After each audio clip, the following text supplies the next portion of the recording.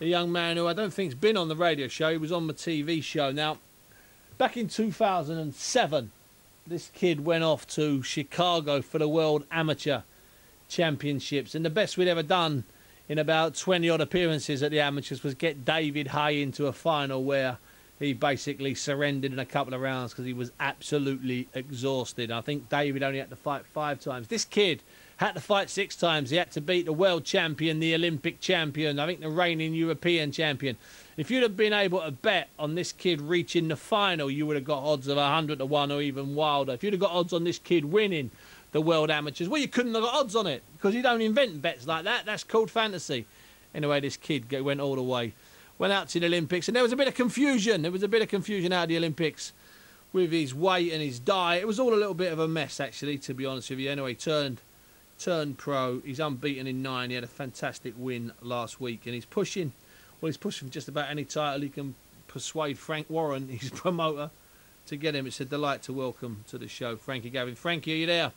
Yeah, you right, Steve? You okay, mate? Yeah, good win at the weekend against Michael Lomax. Frank, what is next for you, Frank? I was talking to Frank Warren yesterday, and he seemed as bemused as all of us. I don't think they know what to do with you. They don't know how fast to push you.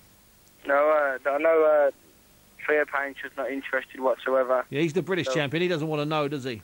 Yeah, no. So I think Alozagun's going to vacate, I think, because he's going for the Ali Sheba or something. So that's the Commonwealth thing? Yeah, for the Commonwealth. So I'm not sure, really. If the shot that can't come at lightweight, I'll take it at welter, even though I want a British title. So, but I'd rather just if he's not going to come, the Europeans fake it now. So get me a top European fighter next. Now, Frank, what you mentioned that about the weight. The other day it was a bit of a mess up. There was opponents pulled out. You know, this fell out of bed, this fell out of bed, and then the guy was heavy. You actually fought over the welterweight limit. Frankie, are you going to be a light welter or are you going to be a welter? What do you want to do? What does Frankie Gavin want to do? I'd be a light welter, definitely. That's what where I thought. The ball's in my court then, really. I'm bigger than every. I feel like I could be bigger and stronger than most. But light welter, I have to more rely on just all my skill and that.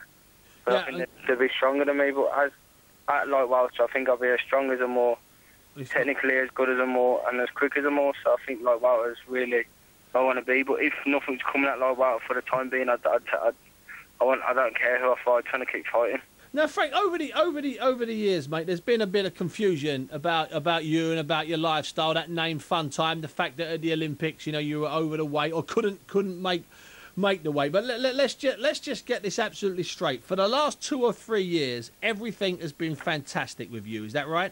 Definitely, yeah. I've lived in Manchester.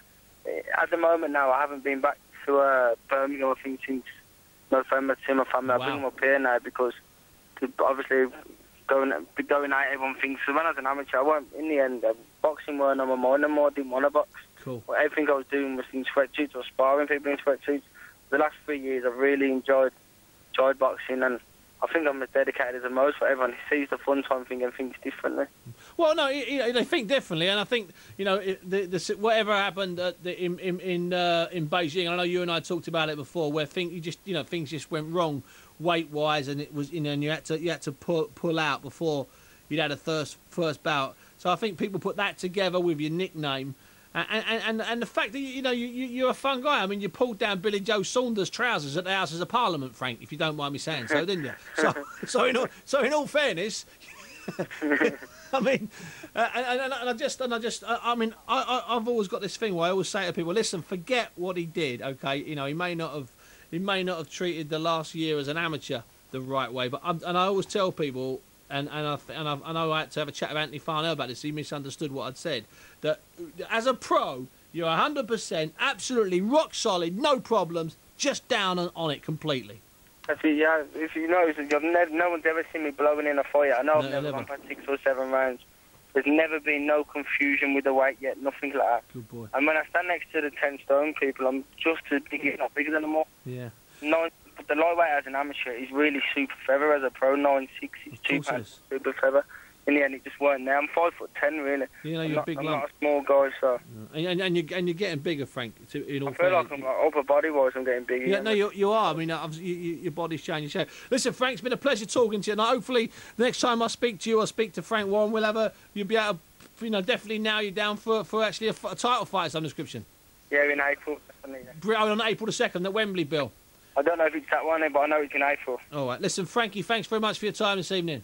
Oh, thanks, mate. Speak to you soon. Take care. See you soon, Frankie. Frankie Gavin, if you get a chance and you're watching Sky one night and you know this kid's coming on, watch him, because you know that expression, a craftsman. You know, people often talk about, I don't know, they talk about Bobby Moore being a craftsman and being able to do things. This kid, I tell you what, he makes 70 and 60-year-old men stand back and look on in amazement. Okay, he is absolutely about as perfect as you can get for a young pro, top quality amateur. So he did what no other British boxer's done. He won a world amateur title. He is absolutely perfect to watch. I'm a massive fan. That's Frankie Gavin.